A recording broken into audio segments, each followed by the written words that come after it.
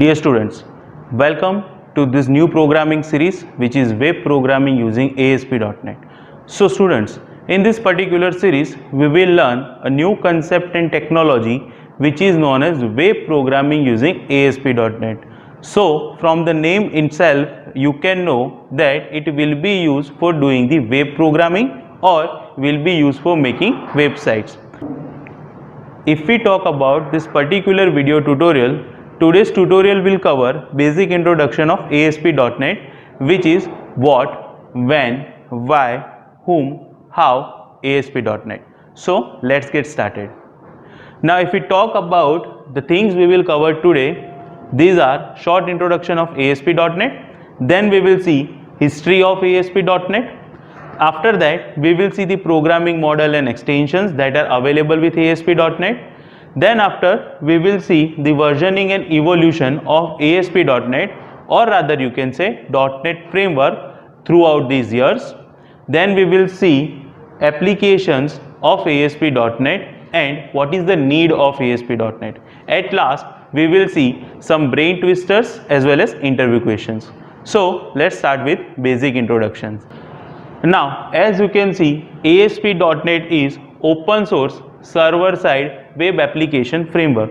So, this particular terminology is made of three terms: open source, server-side, web application framework. If we talk about open source has a meaning of, in IT field, is the licensing of this particular technology is free. Any individual can change its core code. Now if we talk about server side, as you are already aware with client server technology, server side means the code of ASP.NET is going to be executed on server and the result will be sent to clients. And the last term itself is having two words, web application and framework. So web application is any web based software or website, while framework is collection of tools and services which are ready to be used for development of website. Now ASP.NET is used to build dynamic web applications and websites. It is developed by Microsoft and it allows the programmers or developers to build dynamic web pages, applications and services. So that was the introduction of ASP.NET. Now if we see history of ASP.NET, Microsoft's active server pages, which is ASP, was used before ASP.NET for building dynamic websites. VB and JavaScript were the two languages which were used with ASP. So ASP.NET is successor of ASP, hence the name is ASP.NET, which is active server pages.NET. Now ASP.NET was initially launched or released on January 2002 with version 1.0. If we talk about the exact date, it was 5th of January 2002. It runs on any platforms such as Microsoft Windows, Linux and macOS. If we talk about the programming type or the framework type, it will be the web framework with licensing of Apache 2.0. So that was the history. Now if we see the programming models and extensions, so before going into that, you must be knowing what is programming model. Programming model for ASP.NET are some basic predefined structure which can be used for making websites or web pages.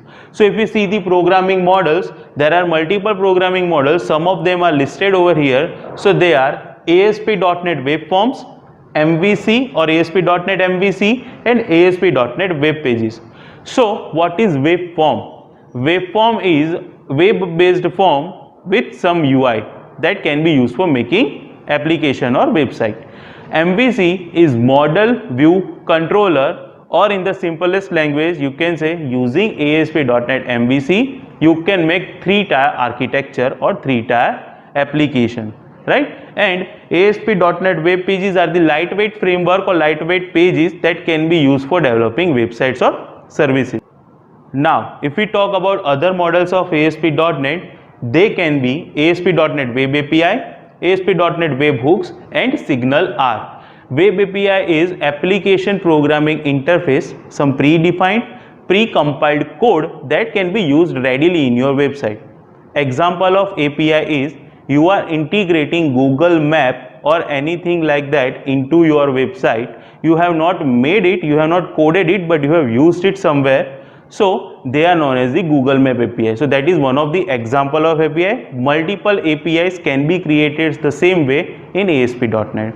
Webhook is used for subscribing and publishing HTTP events, and Signal R is real-time communication protocol or framework or model between client and server. So that was the programming models. Now if we talk about some of the extensions of ASP.NET, they can be HTTP handler or ASP handler, AJAX, and dynamic data. So we quickly go through it. ASP.NET handler are used to handle HTTP events. For example, you have filled up the form of sign up and you are clicking on sign up button. At that time, what code should run will be handled by handler. If we talk about AJAX, they are used for asynchronous data communication and execution between client and server in .NET applications or websites. And last, which is dynamic data, they are used to scaffolding, or in the simplest term you can say for loading or storing the data from database to ASP.NET controls. So that was the programming model and extensions of ASP.NET.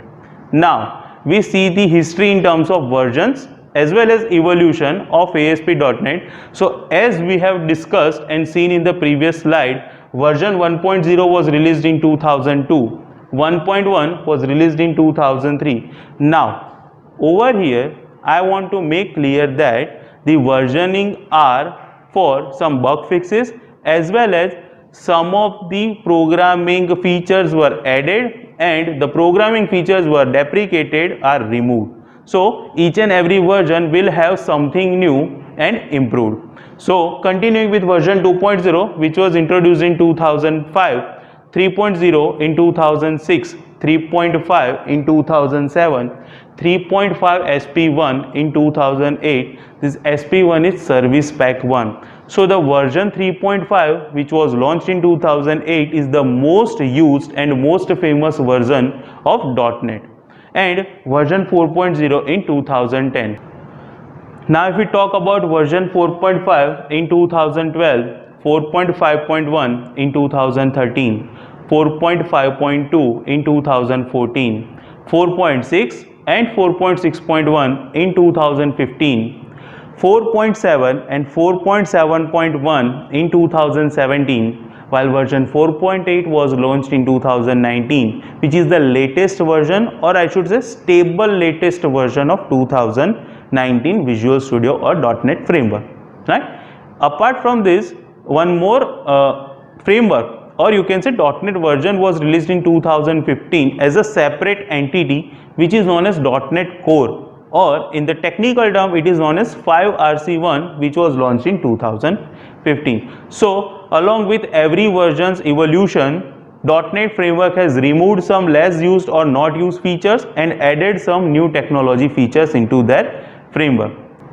Now if we talk about why this particular ASP.NET technology was evolved and invented, so there is a need for that. We will see this by a real life scenario where I will be the client and you all are the developers. Okay, in that particular thing, before ASP.NET, Microsoft's ASP and some few other programming language and platforms were there for building dynamic websites.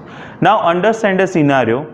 As a client, I want to develop a particular website, but the requirement of me is I want to develop that website on X, platform X. You as a developer know a developing web development language Y, but that Y is not supported on X, and I am approaching you for developing my website. What would be the choice as a developer you will have? You are left with two choices only. Either you will have to let me go as a client, or you will have to learn a new language which is supported on X. That can be done for single client. Okay. What if multiple clients are there which want their development of website to be done on X with some different languages? Each and every time the customer will have some different language, and each and every time the developer will have to learn that particular new programming language. So that cannot be done each and every time, right? So ASP.NET has invented or programmed a platform on which you can have multiple programming languages as supported language. So there are 22 to 44 programming language, and we are not talking about any verbal language such as English, Gujarati, Chinese, Hindi or Marathi. We are talking about 22 to 44 programming languages, right? So if you are a developer, you know any of them listed languages which are supported in .NET, you do not need to learn new language. That your expertise language can be used with .NET framework. Now the question would arise, why we have listed, or I have said 22 to 44, why there is not fixed answer or number of that? As .NET was launched with 2.0 as a framework, there were 44 programming languages which are supported. Throughout these years, many programming languages are deprecated and are not being used. Some of new programming languages with greater features and ease of development are involved. So at the end of 3.5, 22 programming languages has support of .NET framework, right? That's why we have listed 22 to 44 programming languages.